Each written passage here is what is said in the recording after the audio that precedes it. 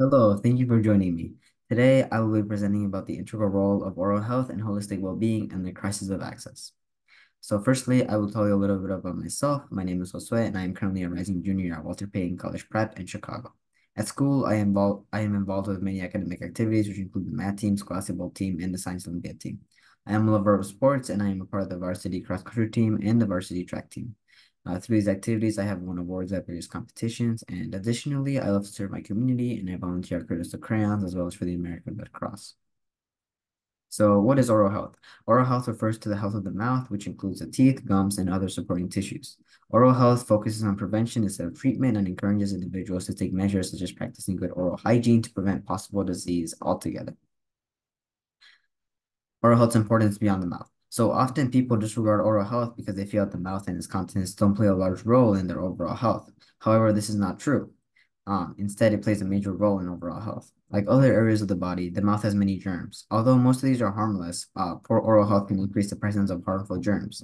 The mouth is connected to other parts of the body, mainly the respiratory and digestive tracts, and this harmful bacteria that builds up can cause damage in both tracts. In the digestive tract, poor oral health can make blood sugar control more difficult and can result in nerve, eye, and kidney damage. And when in the respiratory tract, bacteria can result in respiratory infections like pneumonia. The same bacteria that cause gum infections like gingivitis in the mouth can get into blood vessels and can lead to cardiovascular disease and have even been linked to an increase in the risk of Alzheimer's. If the bacteria is left untreated for long enough, it can also increase the risk for certain cancers. Oral health is strongly correlated with overall health and definitely something you don't want to ignore.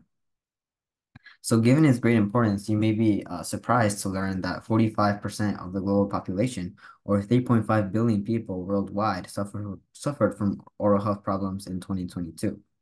And even in high-income countries like the US, the statistics are really alarming. Only half of all seniors and children nationwide visited dentists in 2021. 37.3% of all adults have not seen a dentist in 12 months or more, and common oral health diseases such as tooth decay and gum disease, which are both treatable, affected 90% and 50% of adults respectively. These statistics highlight a rising crisis of access to oral health care due to barriers preventing individuals from receiving the care that they need. So to address this crisis, we must first understand the three main barriers to oral health, which are location, knowledge, and a lack of awareness. Location is important to oral health access because those further from healthcare clinics neglect their care more often. Money directly dictates whether a person can receive care or not. Those who have less receive less treatment and place their oral health at risk. And a lack of awareness of the importance of oral health also poses itself as a barrier as it leads to disregard of oral health treatment and it is seen as less important. So these barriers all contribute to oral health, to this oral health crisis, which has been observed in recent years. So I was fortunate enough to learn of these barriers firsthand through meetings with public health officials and oral health specialists. This opportunity came through a program I am a part of, which is Teens Talk Teeth, which is a program which seeks to educate teens. Along with fellow peers, I had the opportunity to meet Dr. Samir Vorha and Dr. Mona van Kanigan, who are both accomplished professionals in the public and oral health fields, respectively. And I was able to speak with them directly regarding the potential causes of the emerging oral health crisis. Both professionals shared that the divide between medical and oral health is also a large contributor to this oral health crisis.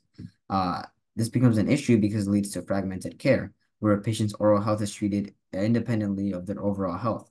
Professionals such as Dr. Kim Fasula, a board member at the Illinois Board of Dentistry, with whom I also had the opportunity to speak, uh, expressed the difficulty of treatment and diagnosis of diseases for professionals when medical and oral health is divided. Such separation prevents collaborative treatment between medical and oral professionals to treat patients, and this separation can also lead to less funding for oral health as policymakers take less importance to oral health and the money that it needs. Access to oral health is also more difficult for those in need, given that many general health plans do not include oral care. In this way, oral care is further ignored. Additionally, all professionals I have spoken with express that stigma continues to be an issue in the general population, preventing many from receiving the proper treatment they need. And there are the pictures that we took with the health professionals that we met. So fortunately, there is something being done. Actions are being taken to allow more individuals to receive the care that they need. So one of these innovative initiatives have greatly increased the accessibility of oral healthcare. Initiatives such as mobile dental care units have allowed dental healthcare workers to travel to remote areas and have allowed professionals to serve those that live far away from oral health centers. Studies and research regarding the importance of oral health have led policymakers to further finance oral health professionals. And many professionals with whom we spoke said that they were able to provide free or affordable treatment as a result of these policies. Additionally, policies such as the Medicaid Dental Benefit Act of 2023 have been proposed to make oral health more affordable for the public and allow for comprehensive coverage to all adults in the program. These policies, in unison with cheap or free treatment, have allowed those who are in need financially to be able to receive treatment.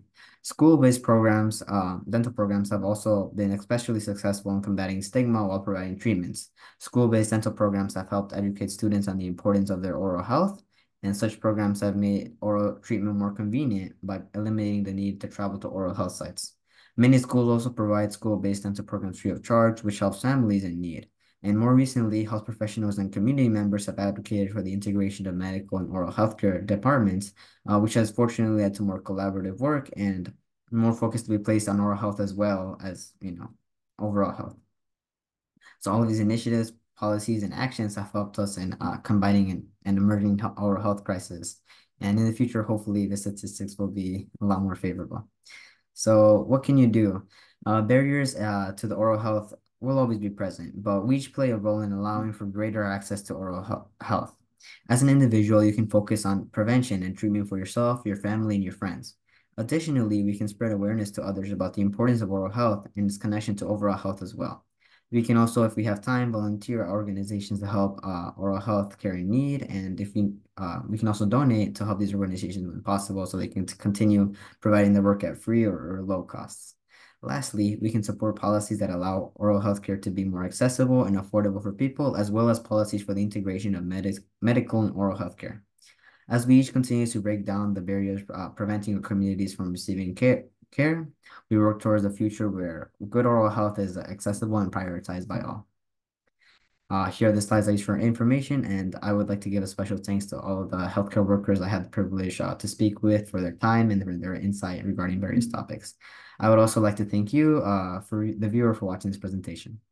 And my information is listed below for any questions you may have, and thank you so much for listening.